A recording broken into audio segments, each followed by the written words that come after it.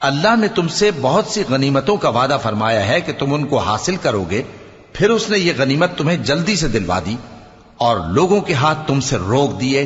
غرض یہ تھی کہ یہ مومنوں کے لیے اللہ کی قدرت کا نمونہ بن جائے اور وہ تم کو سیدھے رستے پر چلائے، اور کچھ اور غنیمتیں دے گا جن پر تم قدرت نہیں رکھتے، اور وہ اللہ ہی کی قدرت میں ہیں، اور اللہ ہر چیز پر قادر ہے۔ اور اگر تم سے کافر لڑتے تو وہ پیٹ پھیر کر بھاگ جاتے، پھر وہ کسی کو نہ دوست پاتے اور نہ مددگار۔ یہی اللہ کی عادت ہے جو پہلے سے چلی آتی ہے، اور تم اللہ کی عادت میں کبھی تبدیلی نہ پاؤ گے۔